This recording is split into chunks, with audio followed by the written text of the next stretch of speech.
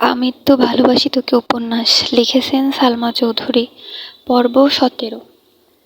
আবির গভীর রাতে মেঘের দরজায় ডাকছে। দরজা খোলাই ছিল, তারপরও উনি ঢুকছেন না। কণ্ঠ উঁচু করে বললেন, আসবো? মেঘ একগাল হেসে তৎক্ষণাৎ উত্তর দিল, আমার রুমে আসতে আপনার অনুমতির প্রয়োজন নেই। আবির মেঘের মাথার কাছে বিছানায় বসে কোমল কণ্ঠে বলল, তুই এত মায়াবী কেন মেঘ? আবির ভাইয়ের আজগুবি কথা শুনে বিস্ময়কর চোখে তাকালো। বারান্দায় জ্বলানো লাল রঙের লাইটের আলোতে আবিরের মুখমণ্ডল টকটকে লাল বর্ণের হয়ে আছে। আবির কেমন করে চেয়ে আছে মেঘের দিকে। আবির ঠোঁট কামড়ে বলল, তোর নির্বাক চোখের চাহনি আমার শান্ত হৃদয়ের ব্যাকুলতা সৃষ্টি করে। তোর চোখে লেপ্টে যাওয়া কাজল আমার মনকে বারংবার দুর্বল করে তোলে। তোর ঘন কালো কেশরাশি আমার শক্ত মনের দুর্বলতার একান্ত কারণ। মেঘ হাঁ করে তাকিয়ে আছে আবিরের দিকে। মুখ ফসকে বলে উঠল, আপনি আমায় ভালোবাসেন আবির ভাই? আবির সঙ্গে সঙ্গে বসা থেকে উঠে দাঁড়ালো। কিছু না বলেই চলে যাচ্ছে। মেঘ পিছন থেকে ডাকছে, আবির ভাই। আবির ফিরেও তাকাচ্ছে না। পুনরায় আবির ভাই চিৎকার দিয়ে উঠে বসল বিছানায়। আশেপাশে তাকিয়ে দেখে কোথাও আবির ভাই নেই। বারান্দার লাইটের আলোতে স্পষ্ট দেখা গেল রুমের দরজা বন্ধ। মেঘ বিস্ময় সমেত তাকিয়ে রইল দরজার পানে। ফ্যানের বাতাসে চুলগুলো উড়ে চোখে মুখে জাপটে পড়ছে। কয়েক মুহূর্ত লাগলো মেঘের বুঝতে যে এটা একটা স্বপ্ন ছিল। মেঘ দীর্ঘশ্বাস ফেলল। দূর দূরান্ত থেকে আজানের শব্দ ভেসে আসছে। মেঘ মোবাইলটা হাতে নিয়ে টাইম দেখল। ফজরের ওয়াক্ত হয়ে গেছে। মেঘ ফোন থেকে আবির ভাইয়ের নামে সেভ করা ফাইলটা বের করে আবির ভাইয়ের ছবিগুলো দেখতে লাগলো। কিন্তু মেঘের মস্তিষ্ক জুড়ে মাত্র দেখা স্বপ্নটা ঘুরছে। মেঘ বিড়বিড় করে বলল, স্বপ্নেও ভালোবাসি বললেন না? হিটলার তো হিটলারই। নামাজ পড়তে বসেছে মেঘ। ভোরবেলা থেকেই গুড়ি গুড়ি বৃষ্টি হচ্ছে। ঠান্ডা ঠান্ডা আবহাওয়া। পড়ার থেকেও মাথায় দুষ্টুমি ঘুরছে বেশি। তারপরও জোর করে 1-2 ঘন্টা পড়ে খাবার টেবিলে আসলো প্রতিদিনের মতো। আবির রেডি হয়ে নামছে সিঁড়ি দিয়ে। তা দেখতে মেঘ ঘাড় ঘুরিয়ে তাকিয়ে মুচকি হাসলো। মনে পড়ে গেল ভোর রাতের স্বপ্নের কথা। ফিটফাট আবির ভাইকে দেখে নিল আপাদমস্তক। একটা কালো শার্ট, হাত তার কোণে পর্যন্ত উঠানো, হাতে একটা ব্লেজার, প্যান্টটাও একই রঙের। চোখের কালো সানগ্লাস। ঘড়ি পড়তে পড়তে নিচে নামছেন। দ্রুত পায়ে এগিয়ে আসলেন ডাইনিংয়ের দিকে। মেঘ তখনও অভিভূতের ন্যায় চেয়ে আছে আবির ভাইয়ের পানে, আর গুনগুন করে গান গাইছে। কালো সানগ্লাসটা কেন এত সুখ, হে যুবক দৃষ্টিতে যেন সে রাজপুতিন, খুন হয়ে যাই আমি প্রতিদিন, নামধাম জানি সাথে তার সব কিছু, তবুও নিলাম আমি তার পিছু। আবির কাছাকাছি এসে সানগ্লাস খুলে কপাল গোটালো, কিন্তু মেঘের হুঁশ নেই। আবির গলা খাকারি দিয়ে বলল, কি হয়েছে তোর? মেঘ একটু নড়ে চড়ে উঠল। গান থামিয়ে কণ্ঠ খাদে নামিয়ে জবাব দিল, ব্লেজার পরলে আপনাকে কেমন লাগবে সেটাই ভাবছি। আবির পুনরায় সানগ্লাস চোখে নিল। কনুই পর্যন্ত তোলা হাত নামিয়ে সঙ্গে সঙ্গে ব্লেজার পরে নিল। মেঘ উচ্চস্বরে বলে উঠল, মাশাআল্লাহ, কারো নজর না লেগে যায়। অকস্মাৎ মেঘ চেয়ার থেকে উঠে আবির ভাইয়ের কাছে গিয়ে দাঁড়ায়। আবির ভ্রু কুঁচকে চাইল। মেঘ সহসা আবিরের ডান হাতের কনিষ্ঠ আঙুলে হালকা করে কামড় দেয়। আবির নির্বাক চোখে তাকিয়ে অষ্টাদশীর কাণ্ড দেখছে। 1 সেকেন্ডের মধ্যে মেঘ দূরে সরে গিয়ে চেয়ারে বসে পড়ে। নিজের কর্মকাণ্ডের প্রতি এখন নিজেরই রাগ হচ্ছে। আবির ভাই কিভাবে রিয়্যাক্ট করবে আল্লাহ জানেন। মনে মনে ভীত হচ্ছে অষ্টাদশী। আবির স্বাভাবিকভাবে হেঁটে মেঘের বিপরীতে বসতে বসতে গম্ভীর কণ্ঠে প্রশ্ন করল, সুন্দর লাগলেই বুঝি ছেলেদের আঙুলে কামড় দেস তুই? মেঘ চমকে উঠে আবার তাকায় আবির ভাইয়ের দিকে। সঙ্গে সঙ্গে মাথা নাড়ে ডানে বামে। অভিমানী স্বরে বলে ওঠে, মিম ছাড়া কারো আঙুলে কামড় দিই না। আবির কিছু বলার আগেই হালিমা খান খাবার নিয়ে হাজির হলেন। একগাল হেসে বললেন, কি ব্যাপার, 2 ভাই বোন আজ গল্প করছে নাকি? আবিরকে দেখে পুনরায় বললেন, মাশাআল্লাহ, তোকে খুব ভালো লাগছে। ততক্ষণে আস্তে আস্তে সবাই খাবার টেবিলে আসতে শুরু করেছে। ইকবাল খান এসে আবিরকে দেখেই বলে উঠলেন, মাশাআল্লাহ আবির, তোকে তো অনেক সুন্দর লাগছে। এতদিনে তোকে সিইও মনে হচ্ছে। তোর লুকেই আজকের মিটিং জমে যাবে। আলী আহমেদ খান ও ছোট করে বললেন, মাশাআল্লাহ। মোজাম্মেল খান চেয়ারে বসতে বসতে বললেন, ভাইজান, আবিরকে বলা দরকার না কথাটা? আলী আহমেদ খান এক সেকেন্ড থেমে বলে উঠলেন, ও হ্যাঁ, আমার তো মনেই ছিল না। আবির নিরেট কণ্ঠে প্রশ্ন করলো, কি হয়েছে?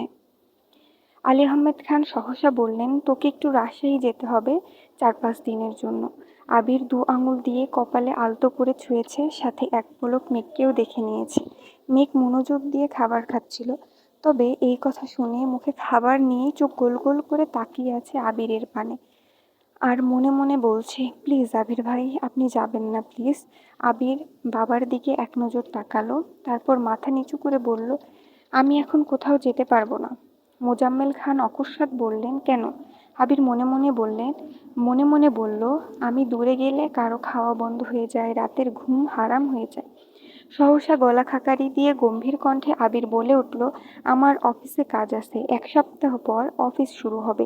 এই অবস্থায় সবকিছু ফেলে আমি কোথাও যেতে পারবো না। মোজাম্মেল খান এবার আলী আহমেদ খানের দিকে চেয়ে বললেন, তাহলে কি আমি যাব ভাইজান? আলী আহমেদ খান কিছু বলার আগেই পুনরায় আবির বলে উঠল, কাউকেই যেতে হবে না। আমার পরিচিত লোক আছে, আমি এখান থেকেই কাজ করাতে পারবো। তারপরও যদি সমস্যা হয় তখন তোমাদের আমি জানাবো। তবে আগামী 2-3 মাস আমি কোথাও যাব না, এই বলে রাখলাম। চট্টগ্রামের কাজ মোটামুটি শেষ করে আসছি, সিলেটের কাজও কাকামণি শেষ করে আসছেন। রাজশাহীতে আমি দেখছি, তোমাদের যেতে হবে না। মেঘ নিঃশব্দে হাসছে। সবাই চুপচাপ খাবার খাচ্ছে। আবির খাবার শেষ করে উঠে যাবে, তখন ইকবাল খান ডেকে উঠল, আবির, বাইরে বৃষ্টি, বাইক নিয়ে বের হইস না, আমি খাবার শেষ করে তোকে নিয়ে যাব, একটু বস। আবিরও বাধ্য ছেলের মতো সোফায় বসে রইল। তারপর ইকবাল খানের সঙ্গে গাড়িতে করে অফিসের উদ্দেশ্যে চলে গেলেন। সারাদিনই বৃষ্টি হয়েছে আজ।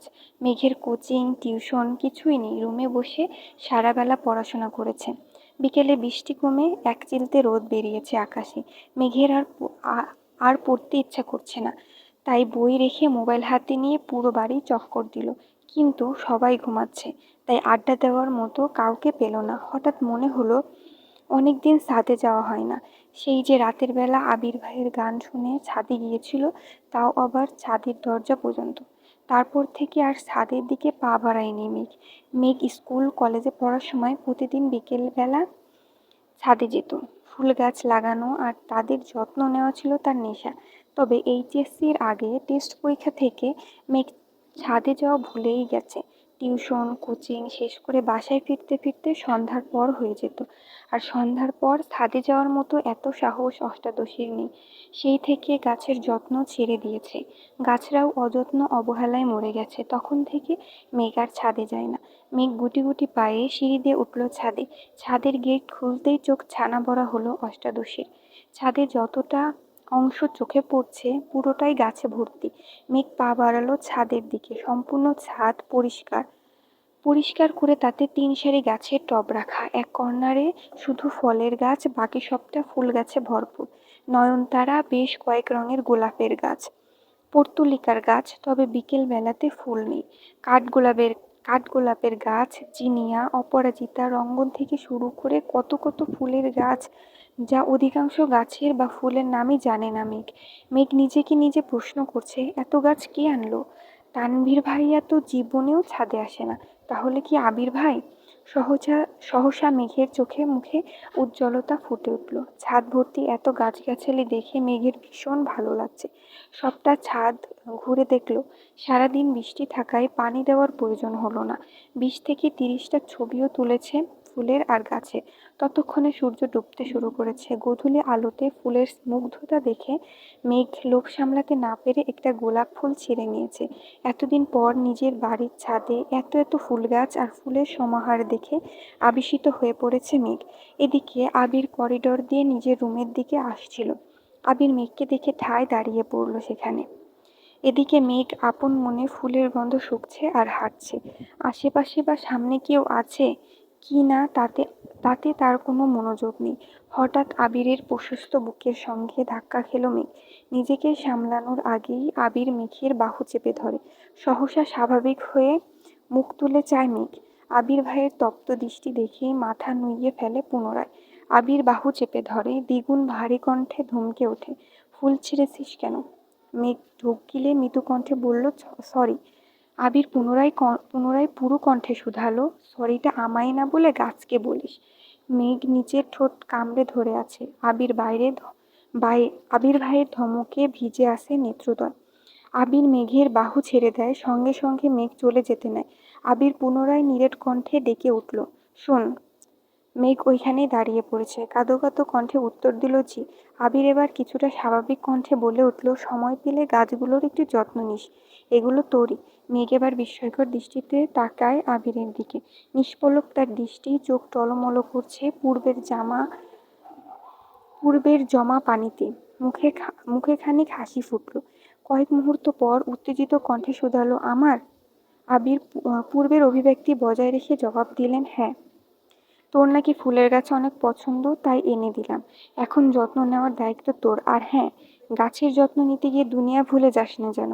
মেঘ বশীভূত চোখে চেয়ে আছে আবির ভাইয়ের দিকে। আবিরও এবার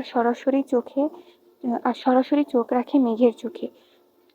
দুফোঁটা অশ্রুর দাগ হয়ে গেছে, সম্পূর্ণ গাল টকটকে লাল হয়ে আছে, গালের মাঝে একটা গাঢ় কালো রঙের তিল জ্বলজ্বল করছে। আবিরের দুর্বোধ্য দৃষ্টি দেখে নিজের দৃষ্টি সংযত করল মেঘ। কোমল কণ্ঠে বলল, থ্যাংক ইউ আবির ভাই। আবির কিছু বলার আগেই পুনরায় মেঘ প্রশ্ন করল, আজ এত তাড়াতাড়ি চলে আসলেন যে? আবির উত্তর দিল, একটু পর আবার বের হব। অষ্টাদশীর পল্লব ঝাপটে আবির ভাইয়ের দিকে চেয়ে প্রশ্ন করে, কফি খাবেন আবির ভাই? আবির খড়খড়ে কণ্ঠে শোধালো, গত রাতে কি বলেছি তোকে মনে নেই? মেঘ মাথা নিচু করে কণ্ঠ খাতে নামিয়ে বলল, অন্য কাউকে বলি করে দিতে। আবির কণ্ঠ দ্বিগুণ ভারী করে জবাব দিল, লাগবে না, তুই রুমে যা। মেঘ আর কথা বাড়ালো না, চুপচাপ রুমে চলে গেল। রুমে শুয়ে শুয়ে বিকেলে তোলা ছবিগুলো দেখছিল। মেঘ সেখান থেকে কয়েকটা ছবি আপলোড দিল ফেসবুকে, স্পেশাল গিফট, সাথে কয়েকটা লাভ ইমোজি দিল ক্যাপশনে। সন্ধ্যার পর মেঘ পড়তে বসেছে, কিছুক্ষণ পরেই ফোনে কল বেজে উঠেছে। বন্যা কল দিচ্ছে। তৎক্ষণাৎ রিসিভ করলো মেঘ। বন্যা, আসসালামু আলাইকুম। মেঘ, ওয়ালাইকুম আসসালাম, কেমন আছিস? বন্যা বলল, আলহামদুলিল্লাহ ভালো, তুই কেমন আছিস? মেঘ বলল, আলহামদুলিল্লাহ অনেক ভালো।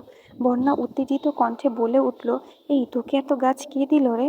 মেঘ সশব্দে হেসে বলল, আবির ভাই। কি? আবির ভাই? আঁতকে ওঠে বন্যা। মেঘ পুনরায় বলে ওঠে, হ্যাঁ।